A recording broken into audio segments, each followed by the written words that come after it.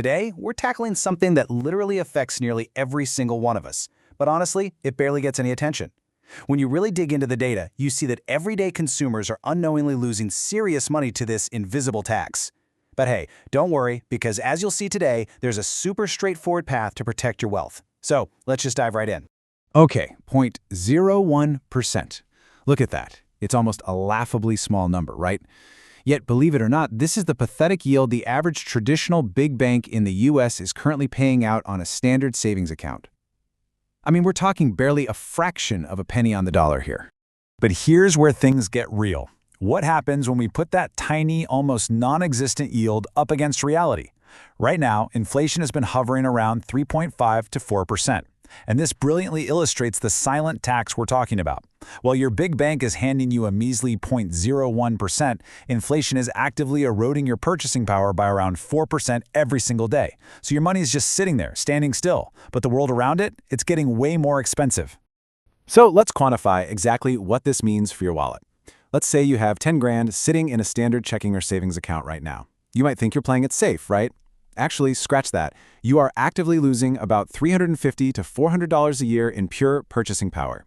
It's a completely invisible tax, and millions of Americans are paying it without even realizing it. The pain is real for sure, but as we're going to explore, the data shows us it is completely avoidable. All right, here's our roadmap for the explainer. We're going to cover the big bank trap, the digital shift, safe cash alternatives, a showdown between HYSA and T-bills, and finally, your action plan. We are going to fix this financial drain together. Section 1. The big bank trap. Let's look under the hood. To really understand how these traditional banks generate their massive margins, we just need to look at this profit loop. Step 1. You deposit your hard-earned cash, earning that measly 0.01%. Step 2. The bank doesn't just lock your cash in a vault somewhere, no way. Thanks to the Federal Reserve raising interest rates, the bank actually takes your money and parks it safely with the government for a 5% return, or they lend it out for mortgages and car loans at 7 or 8%. And step 3? The bank simply pockets that massive difference. They are leveraging your deposits to earn huge returns, and they're definitely not passing those profits down to you. Which naturally leads us to a massive, glaring question. Why on earth haven't the big traditional banks passed those higher rates down to you? Why are major institutions like Chase, Bank of America, or Wells Fargo still offering absolute pennies while they rake in 5% on those exact same cash deposits? Well, the answer boils down to something called financial inertia. This is basically the tendency to leave your money in suboptimal accounts just because of the perceived effort of switching.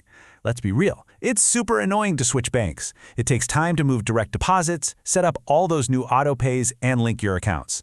Big banks are literally banking on the annoyance of that process. They profit off of our habit and, let's face it, our financial laziness. Because they know most people won't go through the hassle of leaving, they just don't have to pay us more. Section 2. The digital shift. So right under the surface, over the last few years, a massive, quiet movement of capital has been happening. Hundreds of billions of dollars are quietly exiting traditional bank deposits. And where's it going? It's flowing straight into low-overhead digital fintech platforms and money market funds. These digital alternatives can offer roughly 400 times more interest. Why? Well, it's pretty simple. They aren't paying for thousands of physical brick-and-mortar branches, armies of local tellers, or massive corporate skyscrapers. They take all those overhead savings and pass them directly onto you in the form of yield. However, a quick word of warning here. Not all digital platforms are created equal. You absolutely must ensure the institution you use is a fully FDIC-insured bank. That means the U.S. government guarantees your deposits up to $250,000. You really want to avoid those flashy tech companies that just act as a middleman for your money, because if an uninsured app goes under, you risk losing your entire life savings. Obviously, safety absolutely has to come first. Section 3. Safe cash alternatives.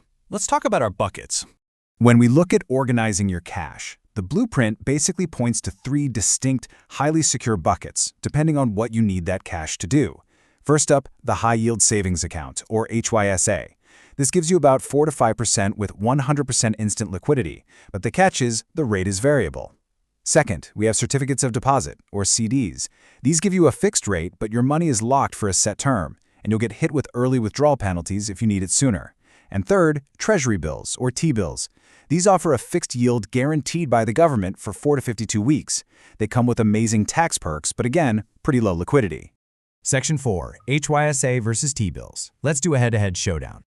For most of us trying to escape the traditional bank trap, to avoid choice paralysis, the decision usually comes down to two heavyweights. In round one, we have the HYSA, the liquid champ. Offered by online banks like Ally or Discover, it pays around 4 to 4.15% APY. The absolute best part, it's 100% liquid. If you need to pay rent or tap into an emergency fund, you just transfer the cash in a day or two, totally penalty-free. But here's the catch. Those variable rates track the Federal Reserve. If the Fed cuts interest rates tomorrow, your HYSA rate drops by that exact same amount. So zero rate protection there.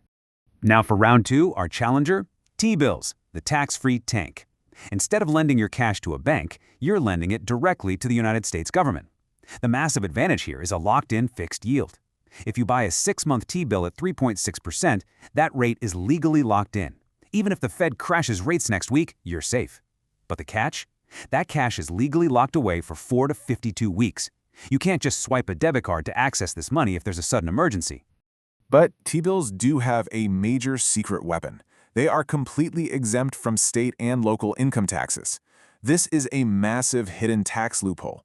If you live in a high-tax state like California, New York, or New Jersey, buying T-bills instead of using a standard taxable HYSA can literally save you thousands of dollars come tax season. Your net cash in pocket can just be significantly higher. Section 5. Your action plan. Let's put this into practice. Look, just knowing this stuff is only half the battle. Actually executing on it is what counts. So here is a super simple 3-step blueprint for you. Step 1, log into your accounts and identify any cash sitting in standard banks that's just losing to inflation. If it's earning that 0.01%, mentally tag it. Step 2, choose your weapon. Pick an HYSA for the cash you need instant access to, like your emergency fund. Or go at T-bills for cash you can afford to lock away to secure those fixed rates and state tax savings. Step 3, move your money to an FDIC-insured alternative today. It's time to stop paying that silent tax and start capturing those 4 to 5% returns. So, I want to leave you with one final provocative question. Are you really going to let financial inertia, just the minor annoyance of switching banks, cost you another entire year of your purchasing power? Or are you going to step up, break that apathy, and take back control of your cash this weekend? The tools are literally right in front of you, the math is undeniable, and the choice is entirely yours. Thanks so much for joining me for this explainer. I'll catch you next time.